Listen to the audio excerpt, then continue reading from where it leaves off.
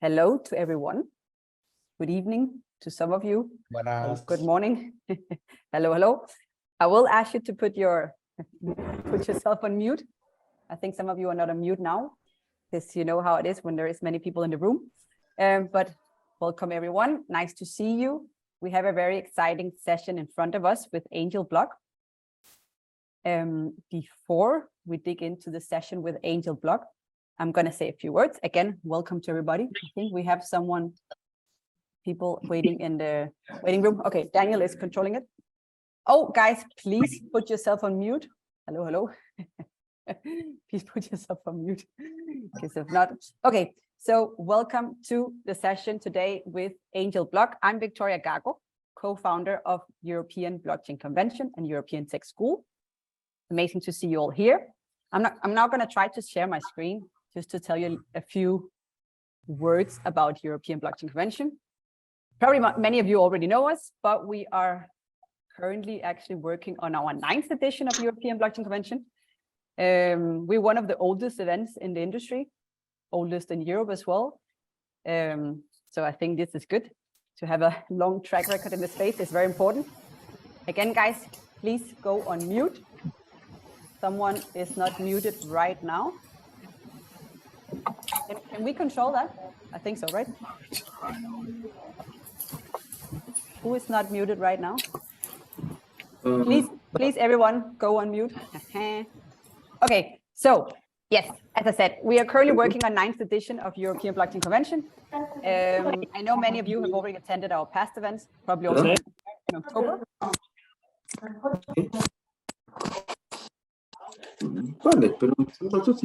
Someone is not muted yet. Hello, hello.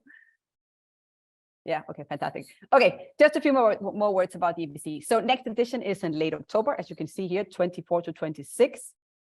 And it's going to be actually the largest blockchain event in Europe in the second half of this year. So we are, as you can probably imagine, attracting a very different audience in the space. So there is space for everybody. Will be more than 5,000 people in this edition, 300 speakers and 200 sponsors and exhibitors. So yeah, you shouldn't be missing out. Just to scroll a little bit down and show you some of our speakers. I think we have a great already setup of speakers. Also, we have the CEO of AngelBlock, Alex, speaking. There he is. So that's fantastic. AngelBlock was also part of our last event. Alex was there, so that was fantastic. But yeah, overall, it's a very mixed audience. It's everything from pure DeFi players to very institutional players, all there to discuss basically all the opportunities and all the problems we have in the space. Because of course, when we talk about innovation, it's not pure, how to say, opportunities. It's actually a very bumpy road. But today, we have a very exciting session in front of us. It's with AngelBlock. AngelBlock is a very, very cool platform where early stage startups can raise funds. And I think also on the other side, which is important also, it's that investors can actually invest in these startups through the platform. But today we're going to focus not so much on the investors, but actually, I think as far as I know, on the startups, and also like on how basically you can grow your business when you're an early stage startup in the space, how to raise funds. And also, I think they're going to talk about a grant program they have. So this is very exciting. Just one thing, maybe it would be nice to understand from you guys what your expectations are.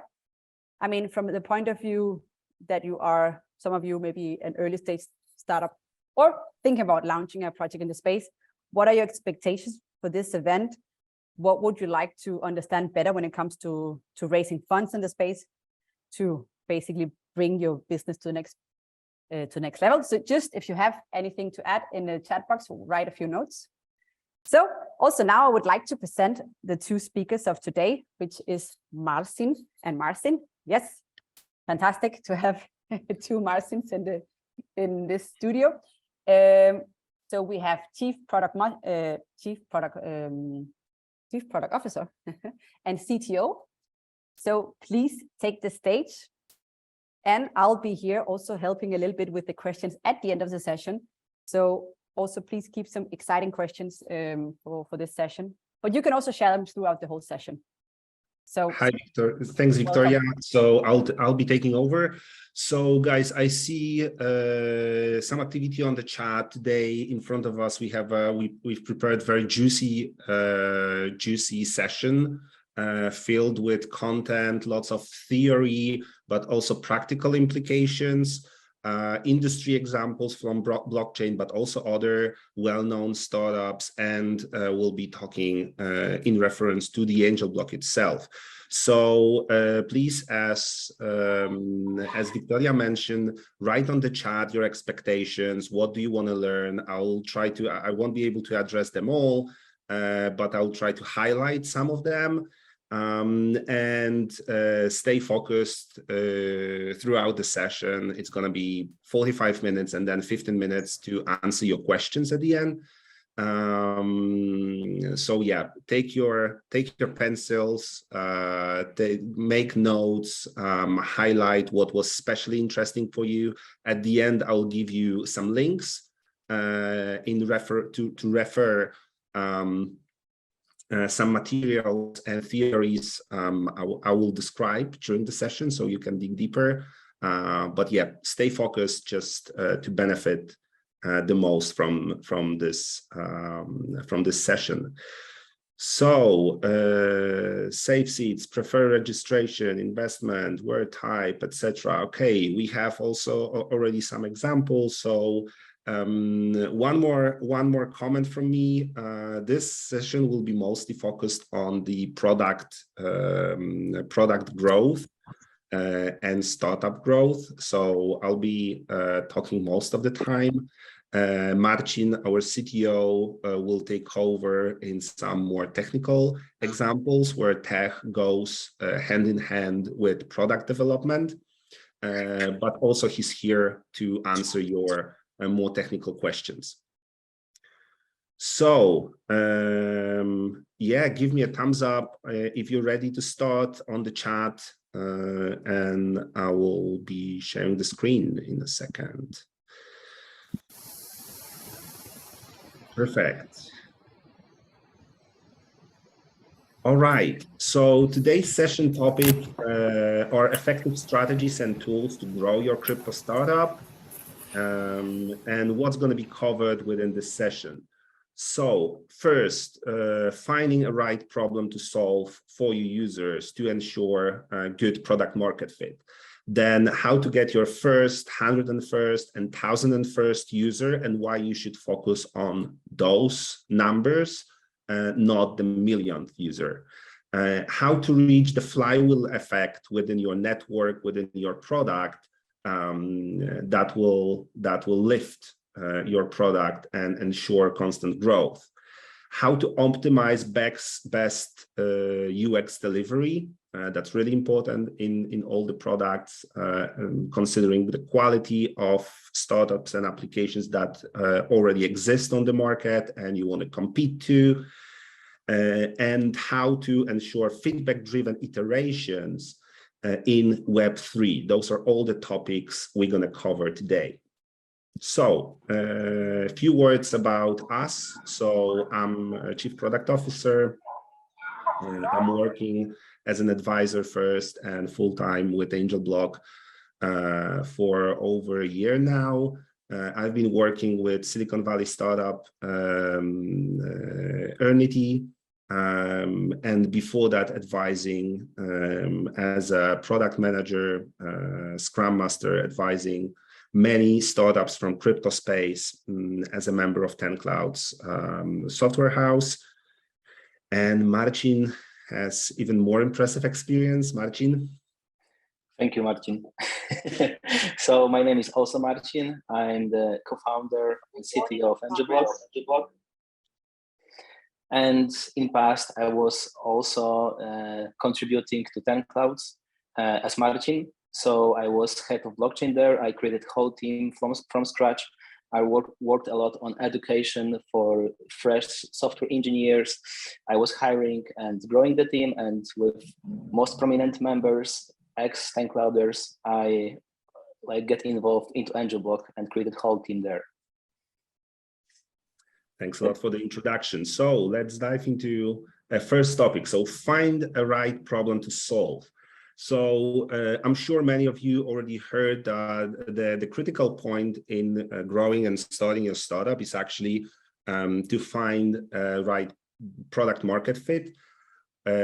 So to ensure that your product solves a problem of a certain groups of users.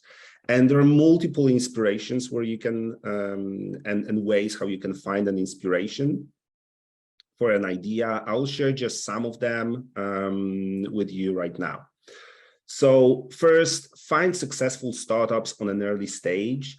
And really good source for that is platformacquire.com. That's basically a marketplace. I think there are multiple like that, but this is a leading marketplace for different startups. So you can apply filters, select gross revenue, expected gross revenue, expected net profit, and then startup type, including crypto as a category. And then see what type of startups already achieved success and are ready to be sold. So basically, I assume when you grow your startup, that's actually a goal that you want to achieve. And then you can dive deeper. So you can check what alternatives are on the market, what problems are they solving, what you can do better. And by doing better, I mean that you don't have to be very innovative. It's actually good to have a competition on the market that you can learn from their examples. And this is why we are constantly watching the biggest brands on the market, like Uniswap, Labs, and MetaMask, and watching what they are developing, either to use their solutions or to make something better to get inspired by them. So recent findings from their blogs, Uniswap recently launched mobile wallet, improved swapping experience with widgets. So if your platform will allow for trading, then you can easily implement widget from Uniswap or improve your widgets. Auto router across V2 and V3 liquidity to ensure the lowest price. Permit2, that's a really interesting library, improving UX, user experience with allowance across the applications. And also Uniswap in upcoming years probably will release V4 liquidity pool, improving even gains for liquidity providers, but also for buyers. On MetaMask, MetaMask is working on account abstraction, Ethereum staking, bridges, or buying crypto using credit cards, including integration with well-known brands like PayPal. AngelBlock case. So what are we trying to solve here on the market? So AngelBlock is a platform for investment, for early startups investment, especially in blockchain space, exclusively in blockchain space, for startups that are trying to raise money through their initial coin offering or similar financial tools. And the problem for the investors is that while potential gains are high, reaching 100, 400x, then risk is also proportionally high. So there are lots of scams on the market, rug pulls. So just after the raise, so examples where just after the raise, startups withdraw from the markets, taking money away from the investors and never delivering actual utility for the token, meaning that when investors receive the token, it was worthless. So how are we trying to solve this problem? So first, startups gathering money on our platform, as with every raise, they do announce the roadmap with milestones included. Then they proceed with fundraise, but budget is split in between milestones. So when the fundraise is successful and milestones are reached, then investors are entitled for voting. So if the voting is successful, so investors do approve milestone delivery, then the budget is released to the startup. Same with the second tranche. But if for some reason investors are not satisfied with the milestone delivery, then the project is canceled and the money goes back to investors. Also, we do have a mechanism that if startup has a token released earlier, then milestones can be combined with token releases. That's not obligatory, but there is also a mechanism for that. So it's like a management system for investors to participate in startup growth and delivery. What's unique with this example is that everything is sued within our smart contract. So those mechanisms are confirmed on the smart contracts during the raise. So my personal take on what are the biggest problems in Web3 right now, maybe some of you will get inspired by that and will try to build a product to solve those problems, is first cross-chain integration. We have silos right now, lots of silos, building separately multiple solutions. Intuitive user experience, that's critical to reach mass adoption. Then 3, key storage and wallets management, and closely related trust and regulations. As you know, as we all were affected, right now the trust is low and regulations are missing. So whoever can follow the recent regulations will win this market. All right. So next topic, how to scale the network. So assuming that you have your idea, and most of the ideas within the blockchain space will be type of a network. So how to identify the network. So first within the network, you have many interacting parties. And usually, there is a hard side and soft side of the network, so resources providers and receivers. So, which means that for instance, why is it so crucial?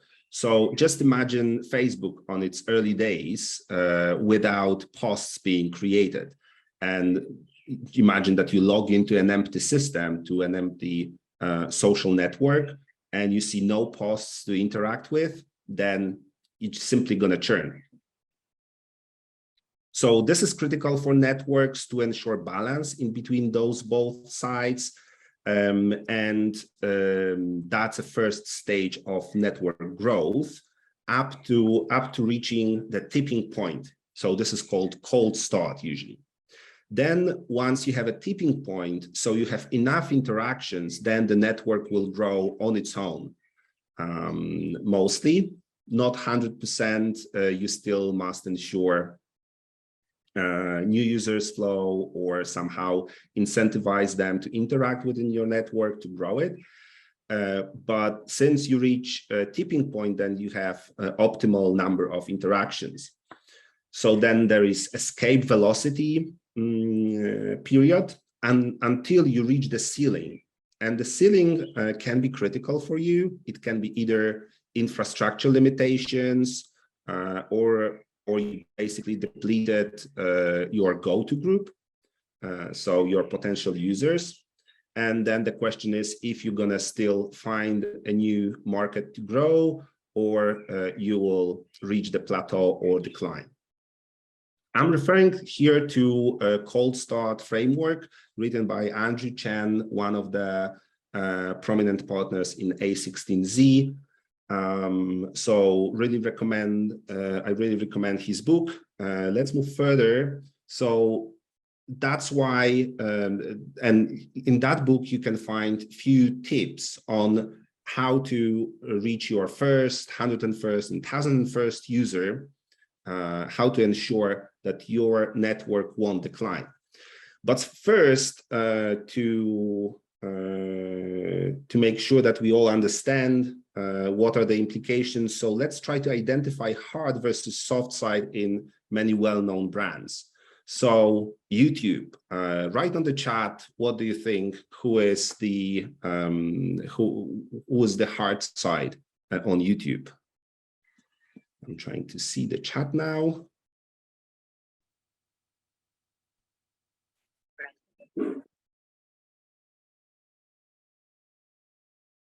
You guys see any answers? I don't see any.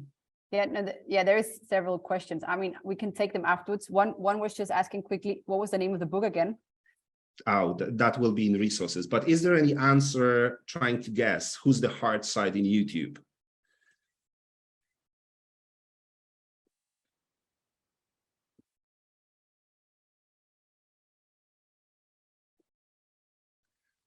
We get content makers, content creators. Yes, exactly. And that's why YouTube is so much focused on incentivizing and providing tools for movies upload, movies editing, and then earning on the content, because without the content on YouTube, you obviously won't have any users there. Then Uber, who's the hard side there?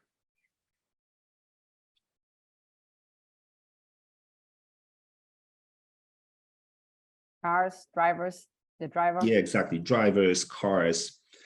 And Bitcoin. In Bitcoin network, actually, we can look at this from two different angles. And first would be Bitcoin network on its own. And the second is Bitcoin as a currency. So in Bitcoin network, who's the hard side?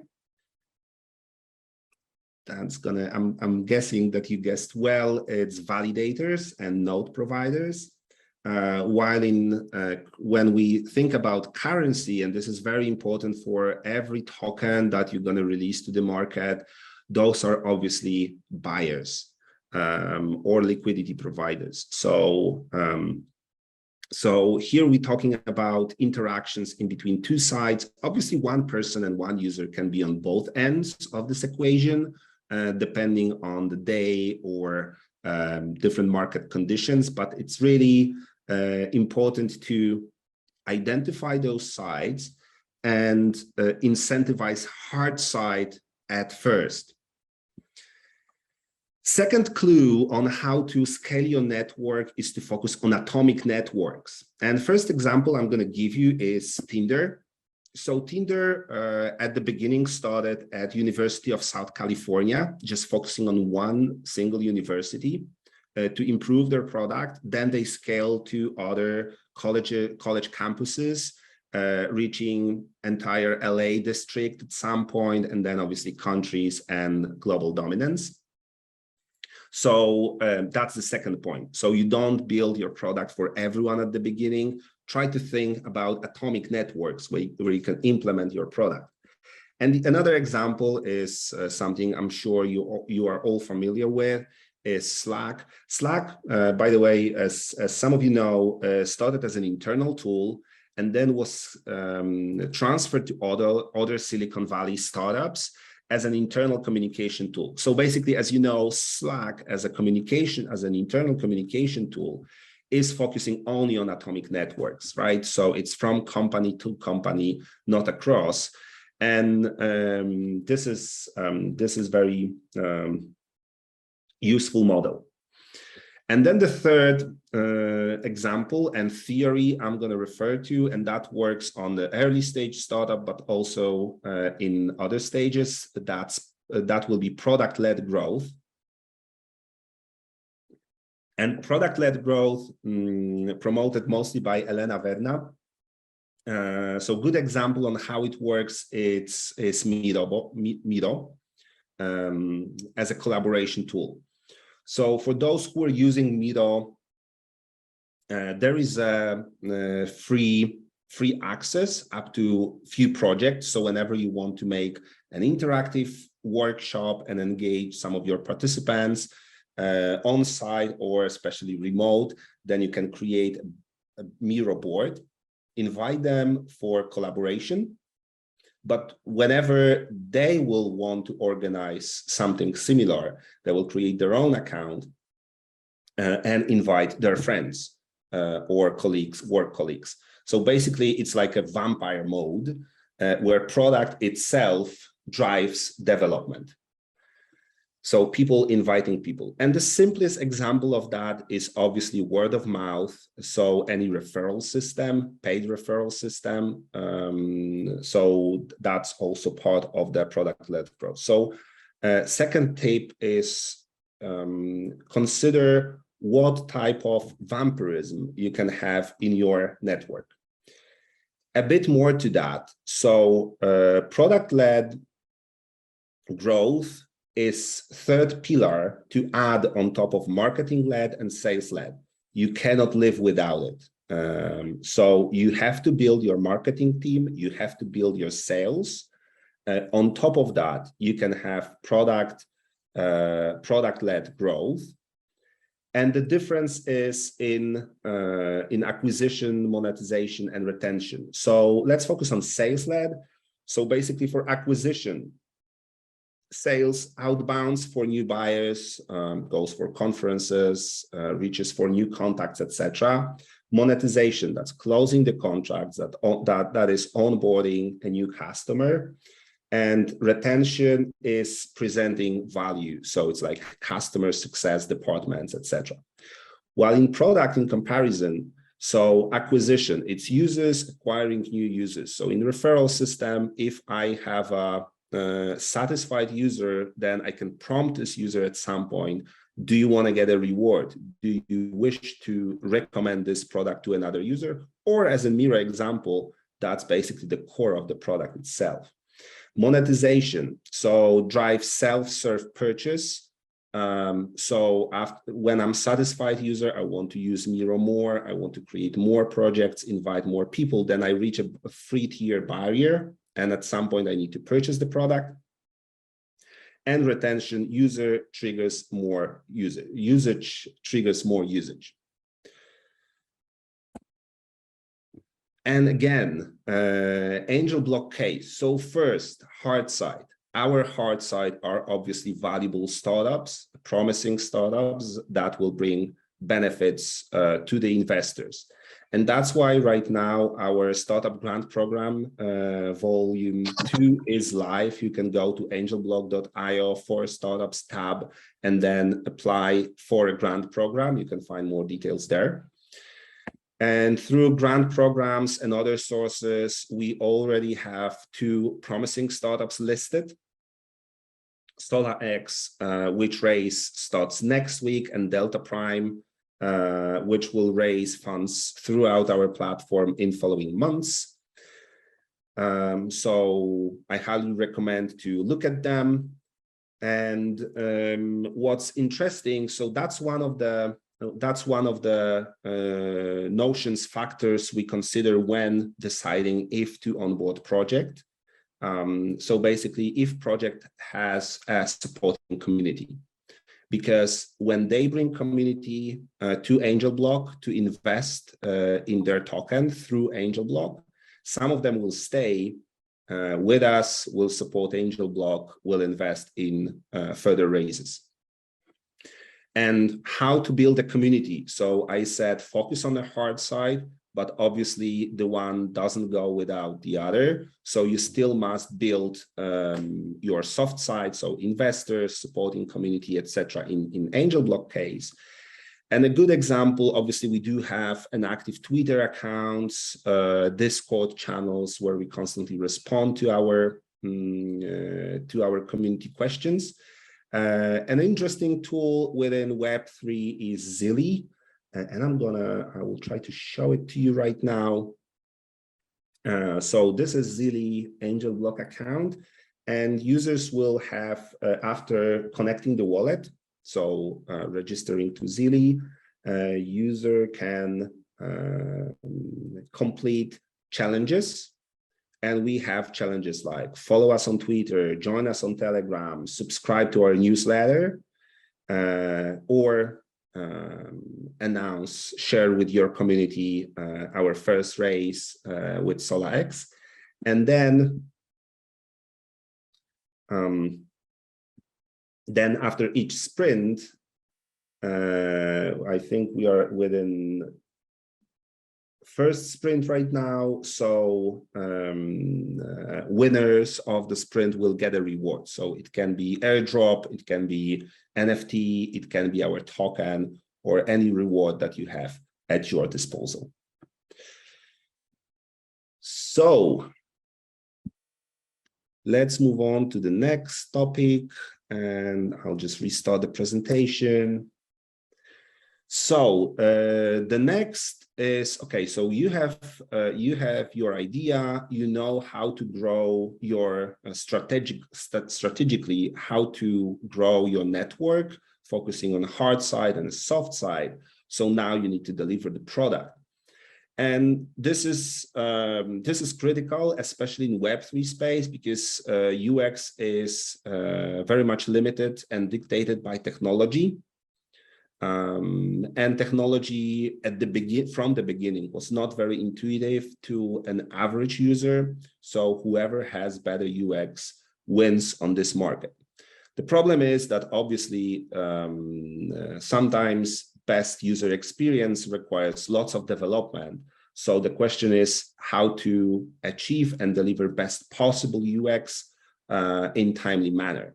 And I'm going to share with you a very simple tip that we're using internally in AngelBlock, which is called product triad collaboration. So basically, it's a close collaboration that's before any development, just to be clear. So before the sprint starts, it's to answer the question how we actually prepare items for development. So we obviously have an idea of a feature that comes from our community feedback, our strategy, our research, etc., or any business needs. And then we consider if and how to develop it in a best possible way. So we have multiple sides collaborating closely together. Product must be represented, and product answers the question, what is the problem? Why should we solve it? How should we measure it? And what's the priority? So typical product owner responsibilities. Also product delivers their side of research, so like competitors' solutions, etc.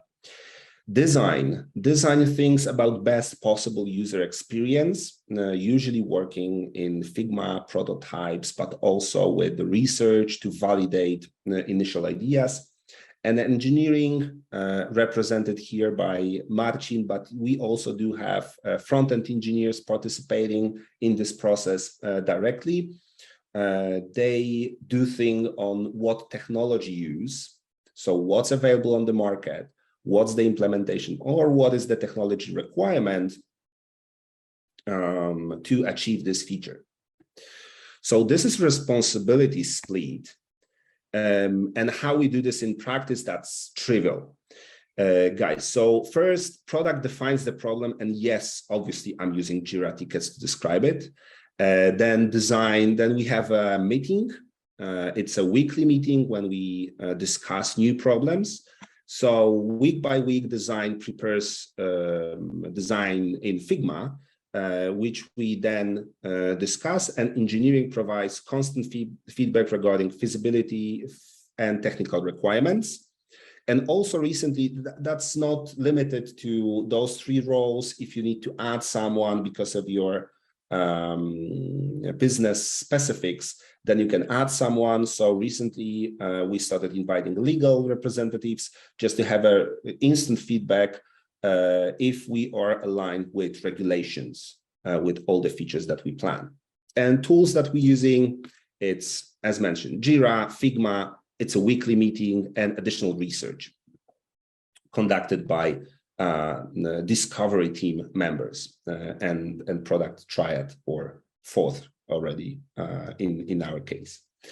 Right. So now the research, how to conduct the provide research. So we have an idea how to validate if the idea fits well the market. Obviously, it's a wide topic about the tools that, for instance, we've been using, like questionnaires to our community. And by the way, it's very beneficial to have a community because you can instantly ask a question to them and get an instant response within 24 hours using simple Google Forms. Or we've been conducting qualitative studies as well, so focus groups or interviews based on clickable prototypes to ensure that the flow is seamless and there are no obstacles along the way. I'll just link in referrals a good website summarizing variety of tools. I wanted to mention one, which leads me to more technical part. So feedback. So once the feature is developed, we don't stop there. Obviously, we will receive, they are very active community members, so we will receive feedback on Telegram, sometimes positive, sometimes really negative, but also we do use tracking tools. So there are a few tracking tools. The screenshots I'm sharing come from SmartLook. But there are a few competitors on the market like FullStory, Hotjar, whatever you prefer. So those are flows, like user flows through the application to see what is the general movement throughout your applications. So high-level picture, summarizing it all, and you can analyze it from the beginning, so from the left side, or from the end, so how people get to a sub-page that you wanted to lead them to. It can be also obviously based on events. Second step are obviously predefined funnels. Like a sales funnel, whatever you want to define, and then you can measure drop-off on every step. And obviously churn analysis are critical in this case because we want to make the funnel as effective as possible. So then for every funnel and selected group, you have session recordings with obviously anonymized data, but you can see where user gets stuck and then conclude what is the obstacle on the way to improve user experience. So those are frequently simple changes afterwards, but also analysis with a good tool implemented is trivial, guys. So I highly recommend, once you have a working product, to implement one of those tools. And whenever you need deep feedback, you just go to the tool, analyze that, and create new improvements for your product. So, but yeah, iterative approach is an issue. Especially in Web3 world, because once you deploy smart contracts to the mainnet, then there is no way back unless you upgrade everyone. But there are a few solutions to that. We use something we call progressive decentralization with two solutions here. This is more technical, so Marcin will tell you more details. Thanks, Marcin, and welcome to my small techie corner here on this presentation. So I'll basically add 2 tips from us when you want to build a Web3 product, what might be helpful. So obviously creating something fully decentralized from the start is quite of the challenge and might not be that easy task, especially because when you build your product for the first time, sometimes you might make something innovative that was not yet proven, might miss some tests with users and feedback. And we all believe that the journey on the startup is evolving from each month further. And our answer here is go for progressive decentralization. One of the reasons could also be that the ecosystem is still growing and is very young. And it's a funny story, but at the beginning, we were even more decentralized than we are right now. It's because we need to give up some tools because they were not quite quite much mature and enough for us, and not that secure. But in general, it's the concept that you start with partially being centralized, and over the time, when you gather the experience, when you build the skill set, you are crafting this framework with Web3 and basically decentralizing it. So like one of the ideas here, how we tackle that could be that, for example, our long-term vision is to build fully decentralized protocol for both startups and investors. And yet, at this early stage where we are yet, we tend to perform manual conversation with startup at this stage. We are building the framework. We are like collecting all the scenarios, gathering all the feedback to gather the experience and to build out the like necessary steps to automate it in future and to more decentralize it, to introduce a role of validators who participate in our protocol. And one of the tips which I can give you, is like the pattern of the diamond proxy.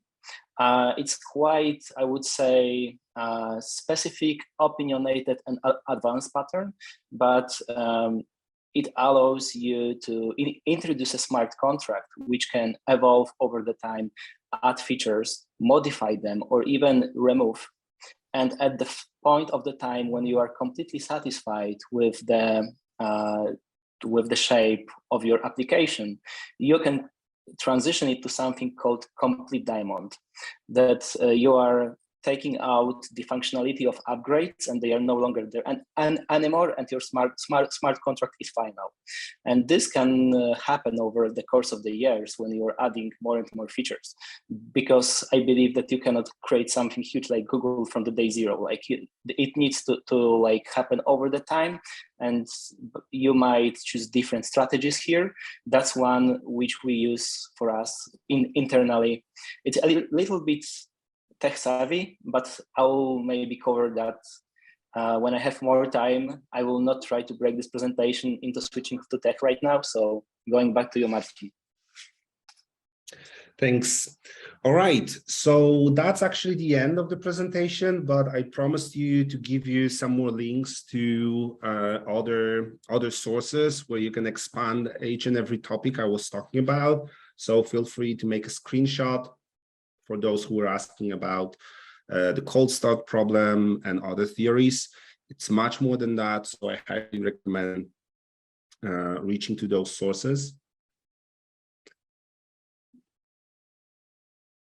And yeah, also let's stay in touch. So I'm gonna keep the screen, but now it's a time for our Q&A. Yes, thank you very much, Marcin, for the presentation. And also congratulations for this project, AngelBlock, because I think it's very necessary. Now I know even more about it, so that's great. No, but I mean, it's definitely a huge issue that we've had so many scams in the space, right? And it did, at the end of the day, to be honest, when I got into the space in late 2016, early 2017, one of the things I was very like, oh wow, fascinated about was like, okay, I think with this technology, we can now distribute new wealth in a better way. Because at that time I was working in a private equity fund, and I was like, it's fucking unfair that only like big institutional investors can get into these private projects, well, private companies. So I was like, blockchain is a tool for that. But then of course, what we've seen is it is a tool, I mean, to be able to invest in private projects, companies, but probably there is a need for exactly what you're building, to kind of like give much more feedback on the projects, and also based on that, then you issue the payments and also give feedback. So I think, yeah, really cool, really cool. But we have questions for you guys. So I've tried to take them out throughout the session. So I'll start asking some questions from the audience. I don't know, should I start from the beginning or from the end? Okay, I'll start a little bit from the end and then we can go up. Okay, so first of all, in terms of the investments, are there investment restrictions such as a minimum investment amount? is it possible to decide the minimum token purchase? Yes, so for the startup, obviously, it is critical for their tokenomics and roadmap to establish the budget, right? Because that's what we give for other side, which is the startup.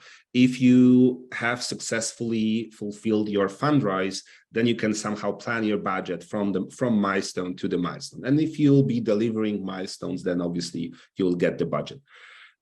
So that's the assumption. But first, so there is a minimal amount that startup usually needs to raise to be able to start operations. So we call it soft cap. If soft cap is not reached, then all the money goes back to investors, can be reclaimed.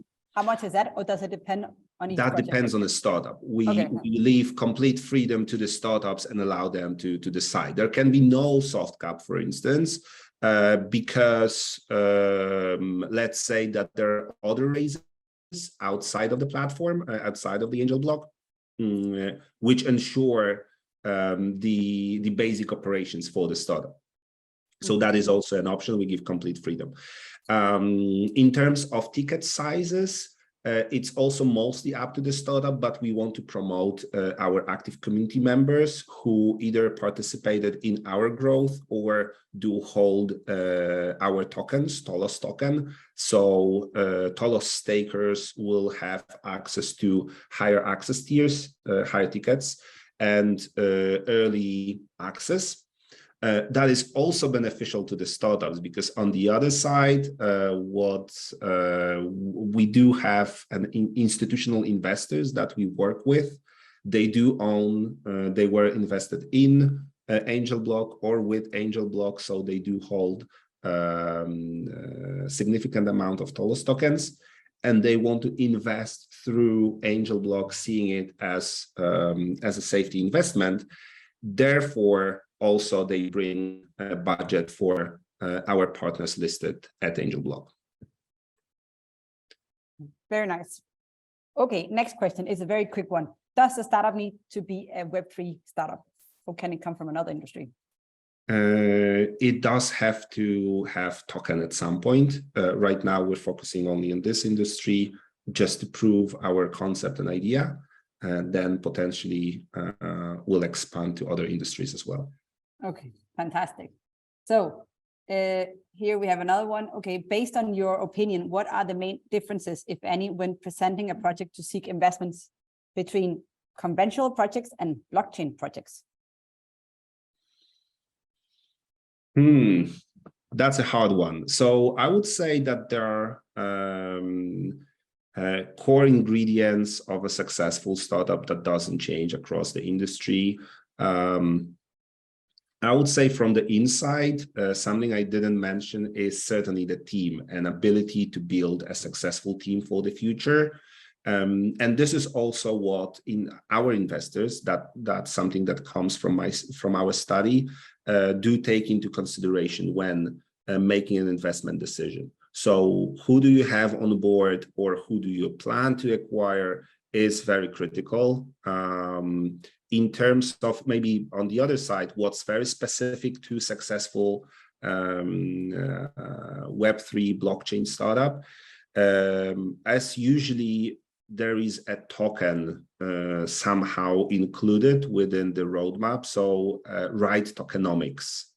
So so specifically for startups that do own utility token, it's the rightly balanced tokenomics. And the balance of tokenomics means that demand equals provision, or demand is lower than provision, and then the price will raise and everyone will be happy. It was also mentioned in the presentation, but of course, at some point is the ability to like build a communities and to like build social presence, right? That's also one of the things which at this stage is very, very desired by us. Yeah, Marcin is right. So that's what we take into consideration. But also, I'm really happy to work at AngelBlock. It's the product that had a community before the actual product, and we have multiple examples of proving traction before the actual product, starting from Dropbox and then spreading across other industries. Very nice. Okay, more questions. One is very short here. Is AngelBlock chain specific? One. And then the next one is, are tokens linked to perks or equity? I guess that's a little longer.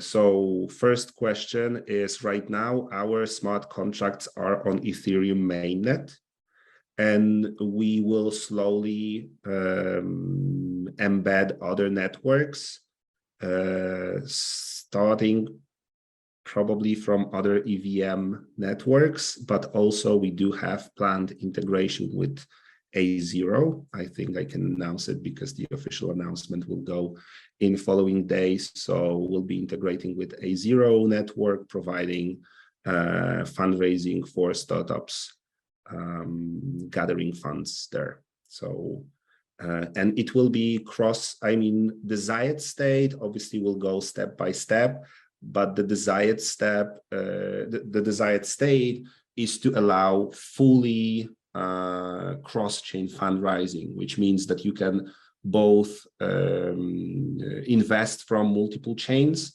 and then startup will receive funds in desired way, but also receive a token, preferably transferred to the chains as well. So let's say that the token is building on A0, but has cross-chain token. So that's a desired state for us to ensure integration across chains. Second question.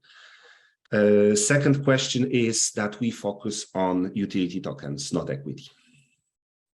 Fantastic. There is just a quick question. So you were referring to a left zero. I answered yes. I guess it's correct, right?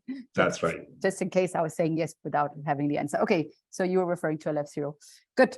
Okay, another question here. So does startups that raise funds on AngelBlock know who the investors are?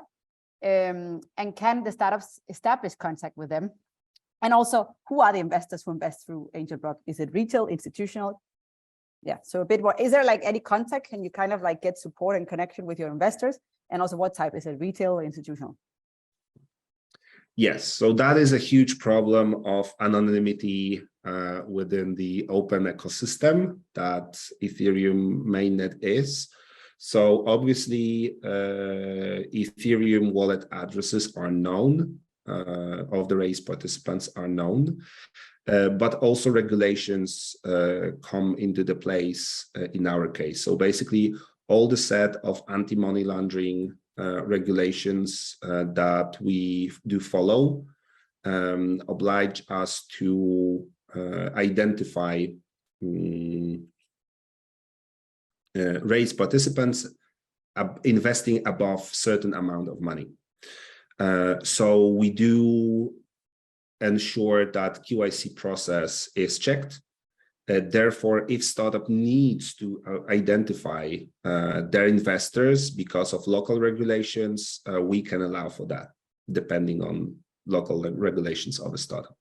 Yeah, and we are all following MiCA regulations just to make sure that we follow what's going to be implemented in European Union. I would just maybe add that investments happen on chain, so you always can see address and you can match it to person on our portal. So you can see who is the user who invested. They will be even promoted in the ranking. So basically, we have this whole transparency there. We, of course, try not to expose the personal data of persons, but it's up to them if they want to be visible and discoverable. But as Marcin mentioned, we need to perform a KYC to let investors invest more. Fantastic. Thank you. Okay, another question. What is the typical amount of investment given per milestone? And how is the lockup period mechanism structured?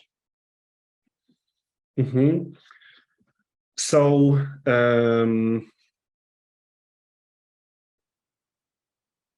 So the entire mechanism is to ensure delivery of a startup up to a certain point. So, and the reward for an investor is utility token that they're gonna receive that will have a certain value. So we do advise startups to ensure that milestones and budget split expresses that and ensures investors safety of their investment, basically.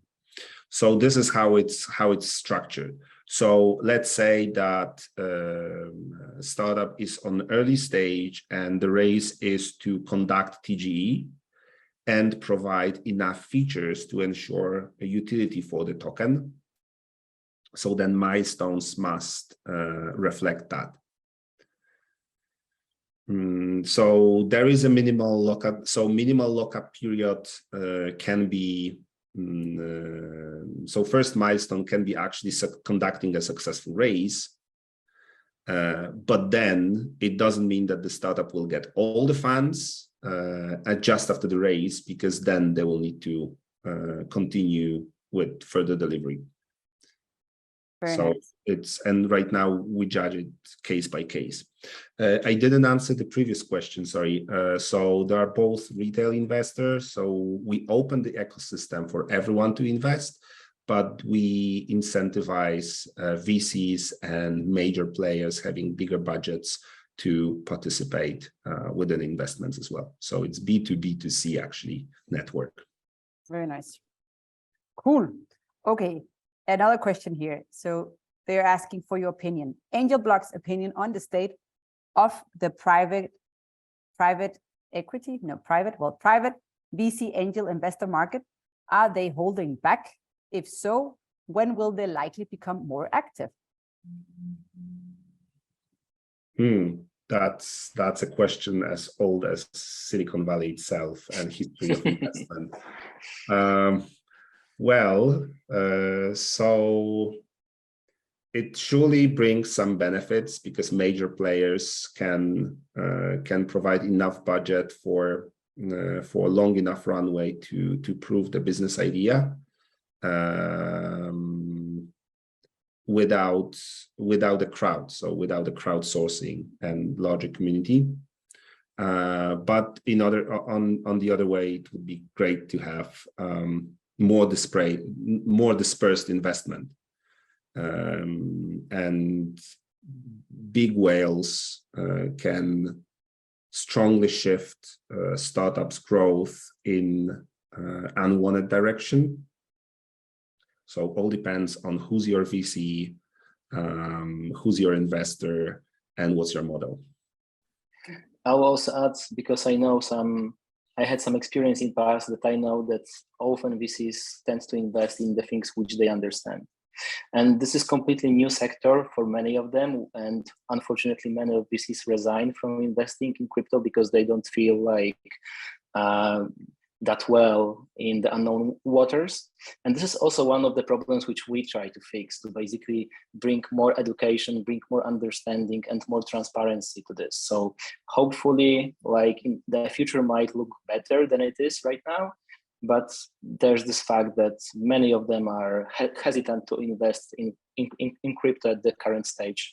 And basically with more understanding and with more adoption to Web3, that might change. Very nice. I was going to have an add-on question to this, but I think I'll continue with the next questions. So I think this question is from Daniel, the other co-founder of European Block Expansion, because he always says this. So first-time founders focus on product, second-time founders focus on distribution. So how do you tackle distribution in the Web3 space? Can you repeat the second part of the question? Sorry. Yeah. So first-time founders focus on product. Okay. Second-time founders focus on distribution. So yeah, I guess, first-time founders always like, oh, I have this amazing product, but they forget how to, yes. So the question is, how do you tackle distribution?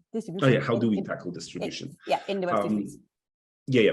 So we do ensure, so first our marketing department is really active.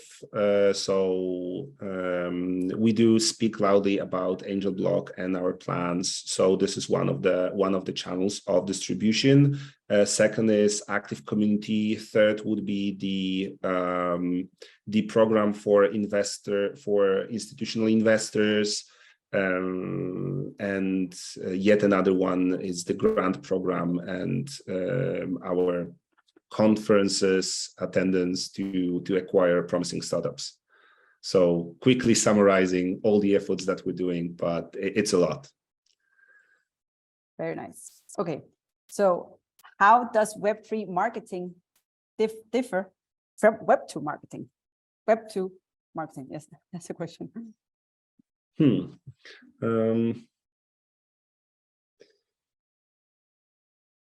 I'm not sure if it differs, if it should differ. So I see much more awareness into building a community. Web2 assume that the product will build community and the products were built for it. But not only, we do have bright examples of building community before the product as well in Web2 and in that space.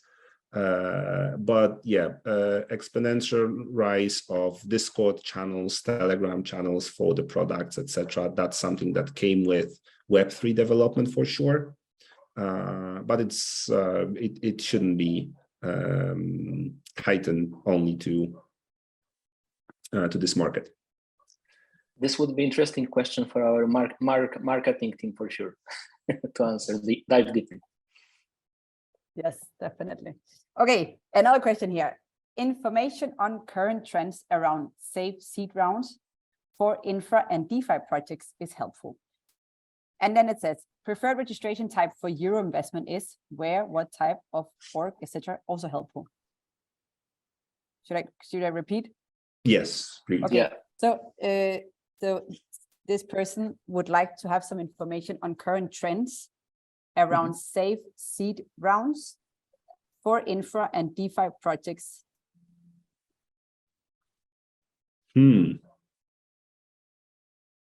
Safe and seed rounds. I mean, seed rounds are always risky. So, but the bigger risk, the bigger reward. So that's something we highlight to every investor for sure.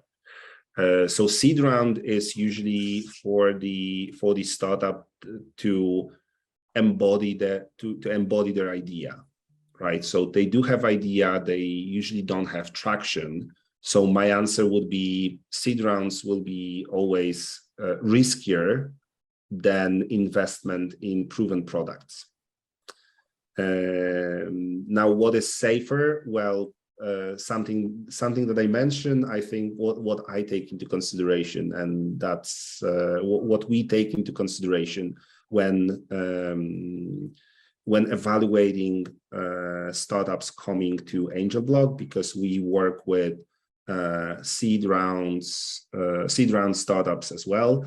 So first is general product market fit. So what's their idea? What problems they are trying to solve? What is the competition? I mean, standard business model that we should all consider when entering an investment. Then tokenomics, as we deal with utility tokens. So when the token will be launched, what utility will be ready by them. Also, so is the core idea, does it require a token, or the token is an addition? It's like a side addition to the core idea. So that's also important. Obviously, both models are fine if monetization of a token is important, like Uniswap token is highly recognized, but this is a governance token only.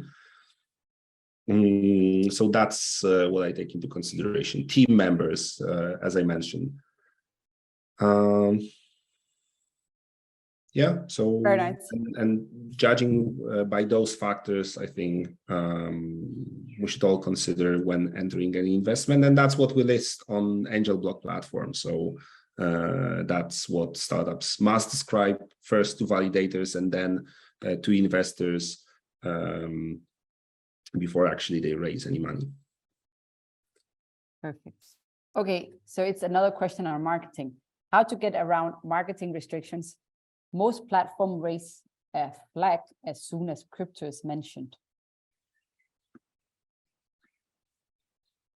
Mm-hmm.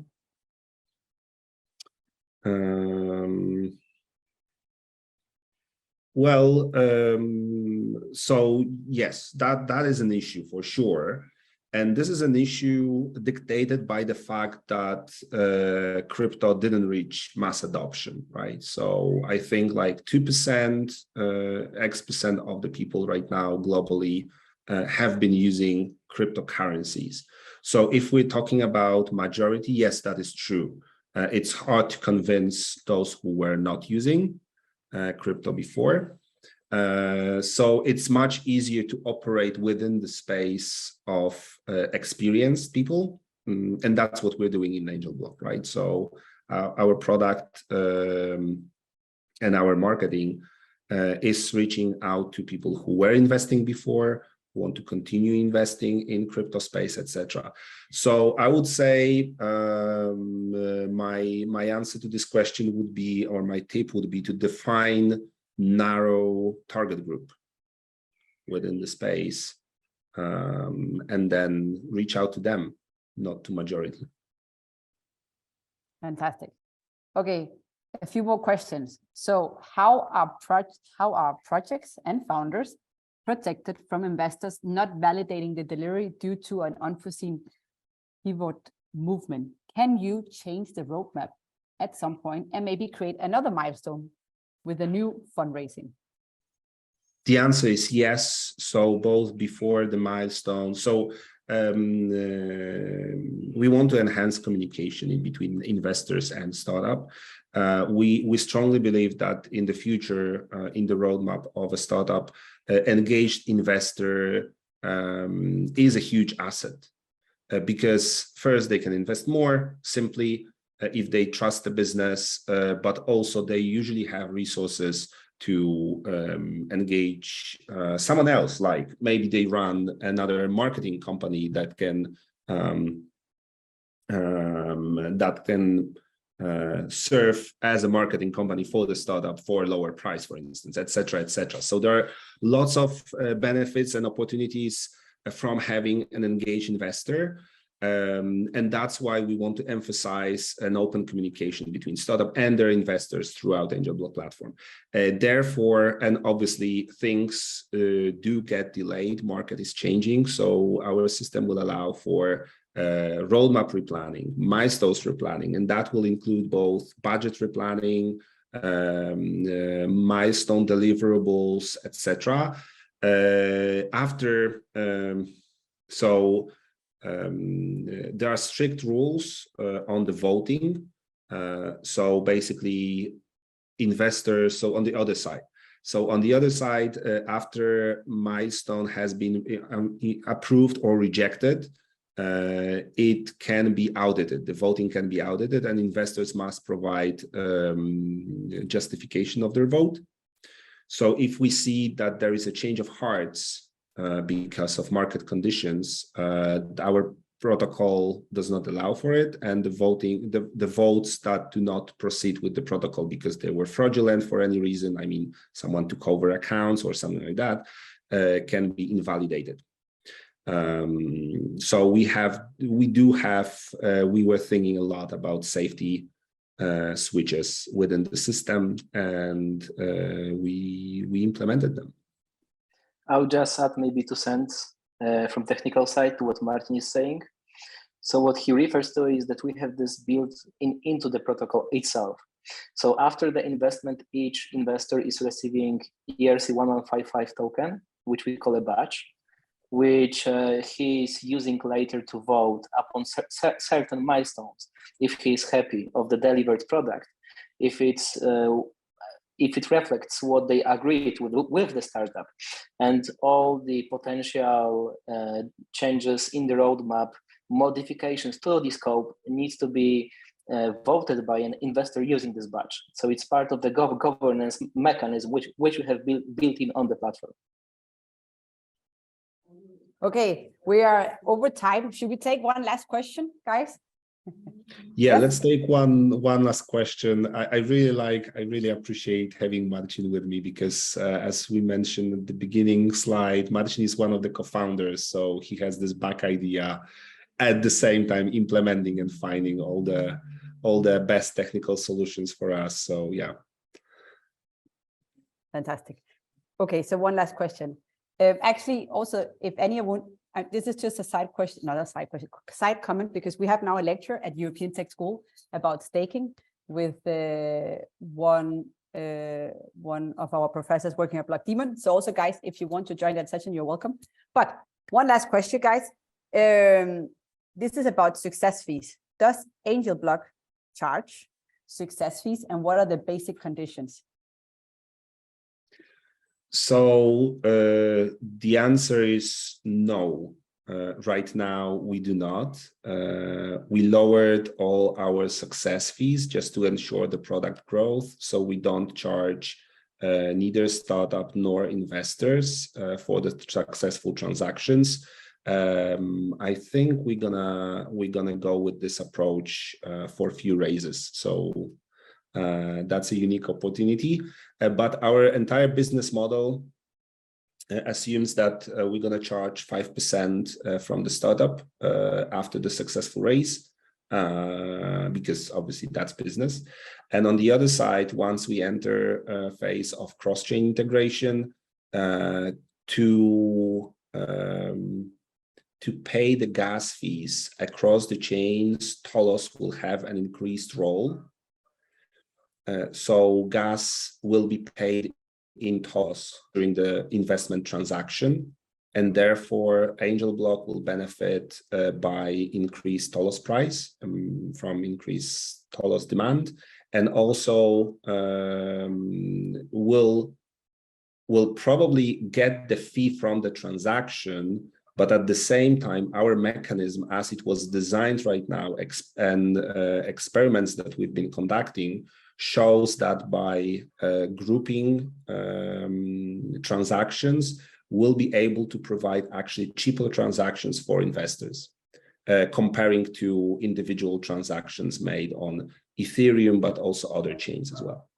So that will be the other revenue source for AngelBlock in the future. But first comes first, which is basically cross-chain and ensuring that investors do pay less of as few as possible for the actual transaction gas. Fantastic. Well, guys, thank you so much. Again, congratulations. I think this is really something that we need, and maybe you'll have some competitors in the future. That's always good. Hopefully others will copy. Yeah, exactly. No, I think this is amazing. So there is a huge need. And also something cool is actually in our next event where you are participating, you have a booth and everything. We're also doing something new as event, which we haven't seen in any events in the space, blockchain events in the space, crypto events in the space. We're introducing some physical networking areas within the event. So one of them is actually for startups and investors. Anyone can go there. But still, I can imagine probably some of you guys are going to be around there from AngelBlock. So it's also, besides going and talking to them in the booth, but also in this area, it's basically to meet startups and to meet investors. So this is definitely also, I think, a cool place where you can interact with people. But then also, for example, we're going to have a DeFi networking area. We're going to have some different networking areas. So basically, as the event is very big and everybody's looking for different things to kind of like match people a little bit better. Mm-hmm. So yeah, I think this is cool. Again, fantastic. Thank you so much for the session today. It's recorded, so we're going to edit it a bit, upload it also to our YouTube channel, and it will be available for everybody. So thank you. Thanks for having us, and thank you for active participation, everyone. All the questions, always pleasure to answer them. Very good questions, actually. Thank you. Yeah, and again, actually, pleasure. Yeah, thank you, Marcin and Marcin. Just last thing, as I said, we have now a lecture about staking. So anyone wanting to join that session, let me just copy the link again. Yeah, so it's not this same Zoom, it's another link. Oh, that is can you copy here again in the the link? chat. Okay. Marcin, thank you so much. You said that maybe Alex was going to say hi, your CEO. He did not, but he will be around at EBC. So yes. So we will have the honor to see him there. Thank you, guys. Take care. Bye, Thank you. thanks.